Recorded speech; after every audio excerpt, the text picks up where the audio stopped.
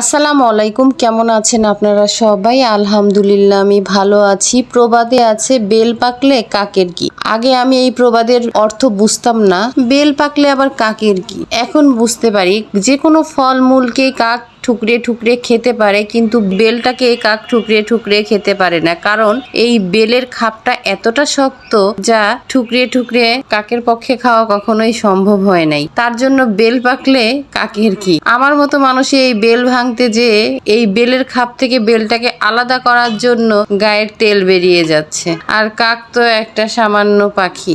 আমি বরাবরই এই বেলের শরবতটা ভালো মতো তৈরি করতে পারি, কারণ কি এই বেলের শরবতটা যদি ব্লেন্ডারে তৈরি করা যায় তাহলে বিচি আঁশ সব নিমিশেই মিশে যায়, কিন্তু ওই বেলের শরবতটার মধ্যে থেকে একটা তিতা তিতা ভাব বের হয়। বেলটা যদি হাত দিয়ে চটকে শরবতটা তৈরি করা যায় তাহলে এই শরবতটার মধ্যে থেকে তিতা তিতা যে ভাবটা সেই ভাবটা থাকে না, আর অনেকটা টেস্টি হয়। ছেঁকে নেওয়া যায় তাহলে হয় কি যে একটু সামান্য দানাদার যেটা থাকে তার মধ্যে আঁশও থাকে না, বিচিও থাকে না, সেই দানাগুলো থেকে যায়, তাহলে শরবতটা খেতে অনেকটা মজা লাগে। আর যদি চিকন ছাকনা দিয়ে ছেঁকে নেওয়া যায় বা কাপড় দিয়ে চিপে নেওয়া যায় তাহলে ওই দানাদার ভাবটা থাকে না, খেতে খুব একটা মজা লাগে না। আজকের মতো ভিডিওটা এখানেই শেষ করছি। সবাই অনেক অনেক ভালো থাকবেন। আল্লাহ হাফেজ।